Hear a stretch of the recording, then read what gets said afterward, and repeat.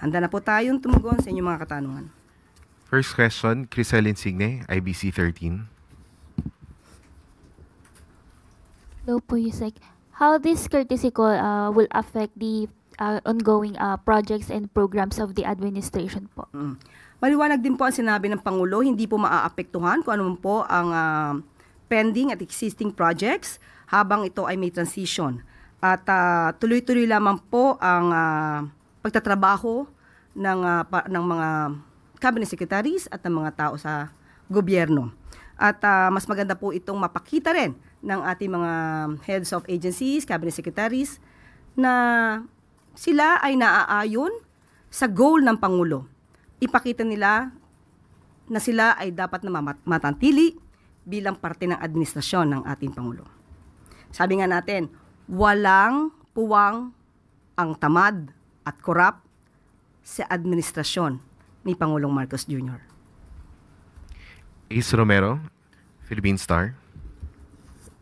Yusek, nabanggit sa statement na it's something that has got to do with the election results. Ano po ba yung resulta ng election na mukhang hindi yata natuwa ang Pangulo at nag-trigger ng ganitong call for resignation?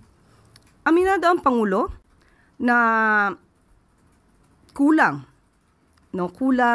sa kanyang paningin, nakulangan siguro ang taong bayan sa naging performance ng gobyerno, kaya hindi nila nakuha yung pinaka-target na numero, especially sa Senado. Pero kahit ano pa man yan, kung ano man maging-resulta, ganito pa rin dapat ang gawin ng ating Pangulo, mas mapabilis pa rin ang performance ng administrasyon. Yun din po talaga ang nais ng ating Pangulo. Referring to 12-0 po yung number na sinasabi niyo, target?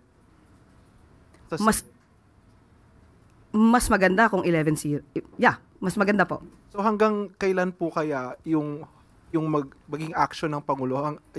Kailan po namin malalaman yung magiging resulta ng inyong review sa performance? Kailan malalaman sino po yung mare-retain at sino po yung aalisin na sa cabinet? Kung mapapansin niyo po sa bawat salita ng Pangulo, ang gusto niya ay mabilisan. So asahan niyo po ang mas mabilis na action dito. Hintayin na lamang po natin dahil ka-announce lamang po ito kahapon. Salamat po.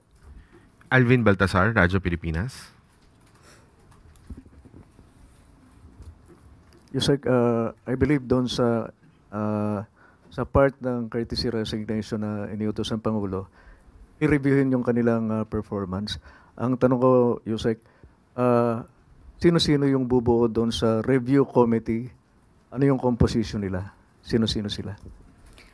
Ibibigay na lang po namin ang detalye patungkol dito at ibabato namin ang katanungan na yan sa Office of the Executive Secretary. Yusek, follow-up na lang. Doon sa mga nagbigay ng resignation, hindi namin nakita yung Office of the Solicitor General. Just to... kahit mayroon please enlighten us. Kasama ba ang Office of the Solicitor General sa miyembro ng gabinete ng administrasyon?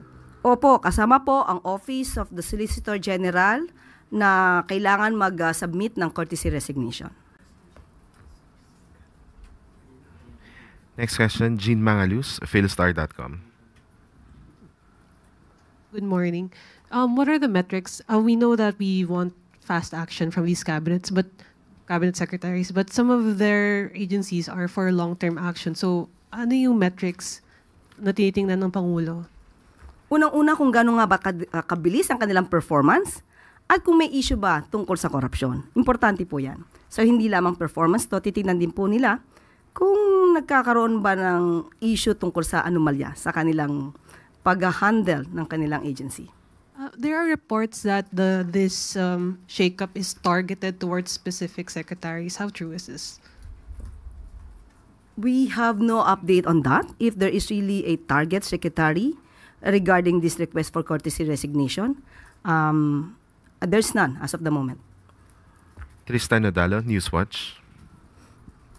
Hello po, Yusek. Good morning.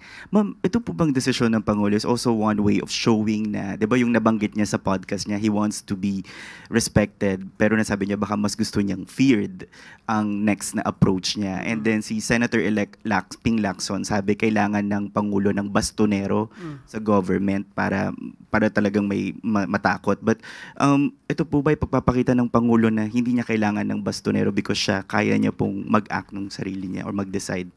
Bilang presidente, hindi po talaga dapat sinasabi na kailangan ng bastonero. Mismong presidente mismo ang bastonero.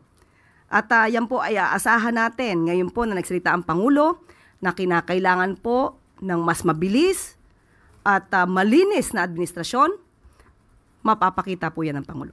Di po niya kailangan bastonero. Siya na mismo po ang bastonero. Siguro na lang po baka sa ibang kritiko ng Pangulo gamitin tong mass resignation or courtesy resignation ng cabinet secretaries.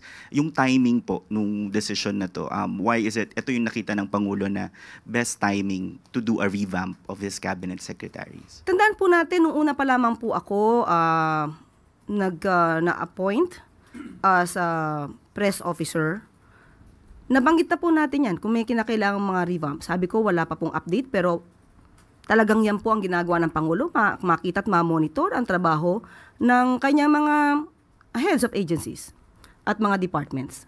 So hindi lamang po ito ngayon. Talaga pong nire-review. Tandaan po natin, marami na natatanggal bago pa nagkaroon ng eleksyon. Bago pa nangyari ang eleksyon. So siguro mas naramdaman lang naman Pangulo itong naging eleksyon na mas kailangan pa ng mas mabilis ang pagtatrabaho ang administrasyon para sa taong bayan. Maricel Halili, TV5. Yusek, magandang umaga. Paglilinaw lang po yung sinabi nyo kanina na walang pagtigil doon sa program ng gobyerno. So, ibig sabihin, the cabinet secretary will still hold their post until makapag-appoint ng panibago si Presidente. Yes, mananatili sila sa kanilang posisyon. Siguro ito yung tamang panahon para ipakita nila na dapat sila manatili sa kanilang posisyon. Pero kapag nakita po talaga ng Pangulo na hindi mo deserve ang iyong posisyon, you will be out. Pero Yusek, how frustrated is the President for him to lead into this direction, asking all the cabinet to submit their courtesy resignation, and how big a factor is his most recent approval ratings? Approval ratings, ang recent, medyo mataas naman. So nakita naman natin na mataas pa rin ang tiwala ng taong bayan sa Pangulo. At hindi naman po kasi maganda rin sa parte ng Pangulo na isahin niya ang bawat secretary, alamin kung ano ba ang performance mo, kaya dapat lahatan po ito.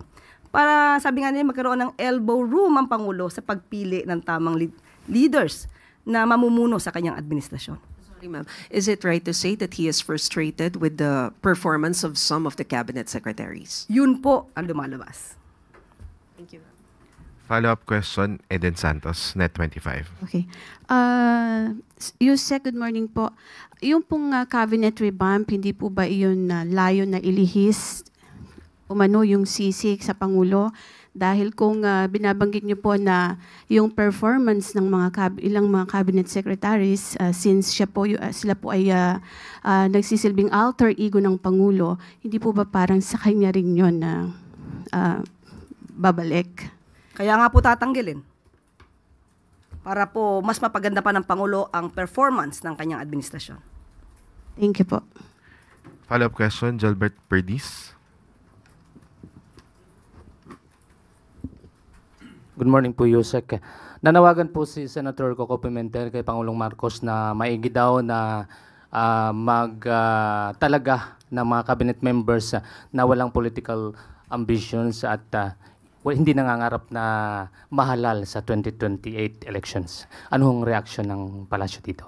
Maganda pong suhestyon yan.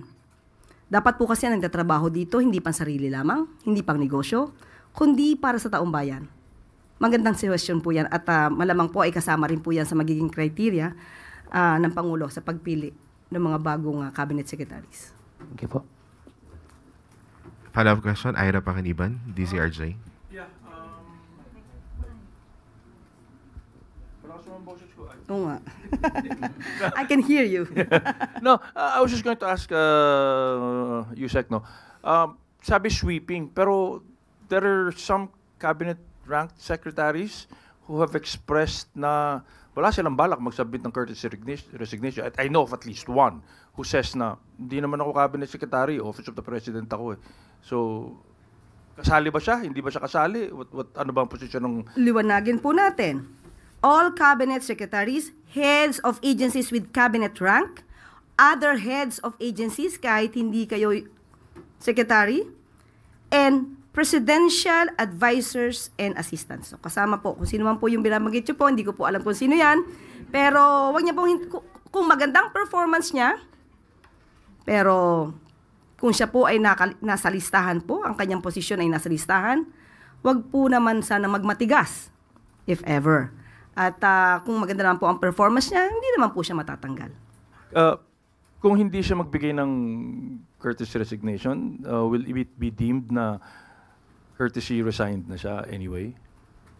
Tingnan po natin. Hindi ko po alam kung ano po yung pinanggagalingan ng istorya ninyo. Sabihin ko na si Secretary Gadon, dun sa chat group, sinabi niya hindi siya kasali. Sa aking pagkakaalam, presidential advisor siya. At ang tawag sa kanya secretary. At sa aking pagkakaalam, personally po, ay kasama po. Sa akin lamang po yan. Thank you, ma'am. Follow-up question, Heidi Sampang, FEBC. Good afternoon, Yusek. Paano po natin parang sa mga taong bayan po, sa mga karaniwang mamamayan, paano po ito dapat na tanggapin or intindihin po nila yung pag-submit nga po ng courtesy resignation ng lahat ng mga cabinet? Baka lang po kasi may impression na unstable tayo, unstable po ang government po natin. Dapat mas matuwa po ang taong bayan dahil pinapakita po ng Pangulo na sabi nga natin walang puwang sa gobyerno, sa administrasyon, ang tamad at ang korap. Mas maganda po at dapat tanggapin ng taong bayan na mapalitan ang mga ito ng karapat-dapat sa posisyon. At yun naman po ang kagustuhan ng Pangulo. Ito lahat ay para sa bansa at sa taong bayan. Follow-up question, Ivan Mayrina, GMA7. Yusek, ito pong recalibration ng prioridad. Can you tell us, ano ho kaya maasahan ng mga tao that will come out of this call for a cabinet revamp? Anong mga prioridad po itutuon ng gobyerno ang kanilang trabaho from here on? Unang-una po, sa infrastructure, dapat po talaga matugunan, mas mabilis po dyan. Kung ano po mga serbisyo sa publiko, uunahin yan. Marami pong pwede sa edukasyon, infrastructure. So, hindi ko po maiisa-isa yan. Kung pwede pong gawin at gampanan ng Pangulo na masaayos ang lahat sa tamang oras at bago siya matapos ang termino, gagawin po ng Pangulo yan. At ito ho ba ang panahon na makikita natin from here on again, yung sinasabi ng Pangulo na marahil kailangan ng mas mabagsik pamumuno? Opo. Umpisa lamang to. Follow-up question, Sam Medinilla, Business Mirror. Good morning, ma'am. Na-mention po nila earlier na medyo may mga hindi aspect ng past 3 years na performance yung administration na hindi satisfied si Pangulo. Ano po kayang aspect nun na yung hindi satisfied si President? Is it security, economy, social welfare? Okay, sa ngayon po at wala po tayong pinakadetalye patungkol dyan at magkakaroon pa lamang po niya ng pag-i-evaluate. Kapag ka po nagkaroon na po ako ng anumang detalye patungkol po dyan, ibibigay ko po sa inyo kaagad. Tapos ma'am, dati nung nag-start pa po yung administration, naging concurrent po si Pangulo ng Department of Agriculture. May plans po ba siya na mag-take over sa some cabinet position? Ngayon po, wala po. Dahil ang sabi naman po ng ating Pangulo, tuloy-tuloy lamang po ang trabaho during this transition at hintayin na lamang po nila kung sila po ay matatanggal o hindi. Tapos last na lang for my part, ma'am. Na-mention po nila na lahat ng cabinet secretaries na nag-submit ng courtesy resignation magko-continue pa rin sa performance ng trabaho nila. Pero di ba, regardless kung mag-submit sila ng courtesy resignation o hindi, dati pa naman may power ang Pangulo na Kung gusto niyang tanggalin yung cabinet secretary niya, pwede naman niya gawin yun regardless kung may sinubmit na resignation letter o wala. Bakit kailangan pong magkaroon ng courtesy resignation? Para po lahat. Lahat. Ma-realize ng lahat kung sila ba'y nagkulang o hindi. Thank you, ma'am.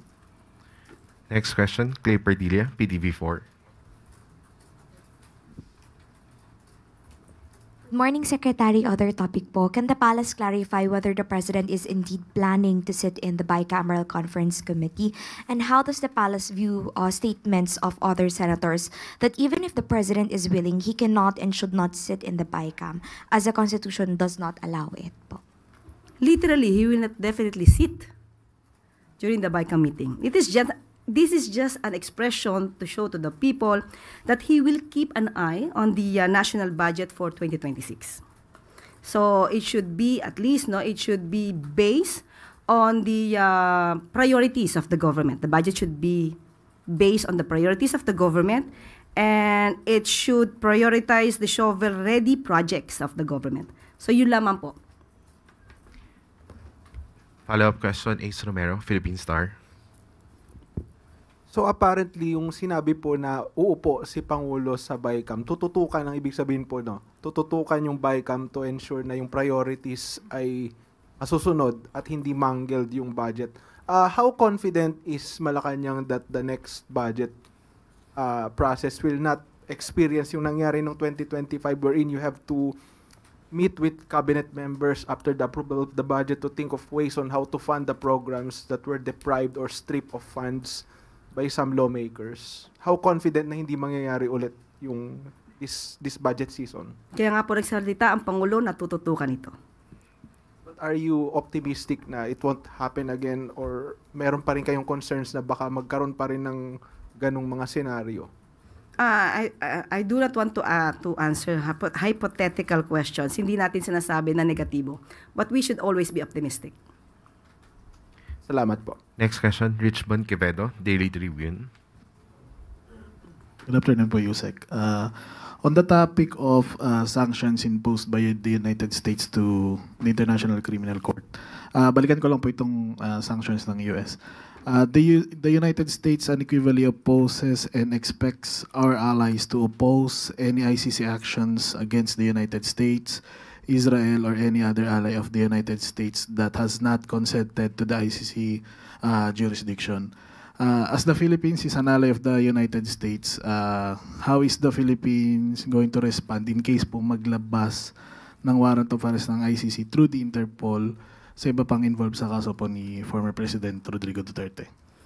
Kung ano po magiging responde ng pamahalaan, ito naman dapat ay naaayon sa batas. Pero as of the moment, we do not have any update on that.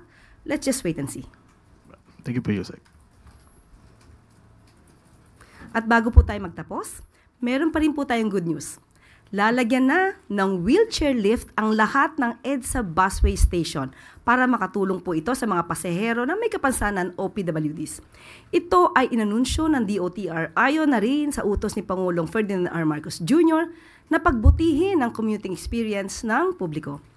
Kaugnay nito, sinabi ng MMDA na walang ginastos ang gobyerno sa mga wheelchair lift dahil ipinakiusap ito ng MMDA sa kontraktor. At dito na po nagtatapos ang ating briefing ngayong Huwebes. Maraming salamat Malacanang Press Corps at magandang tanghali para sa bagong Pilipinas.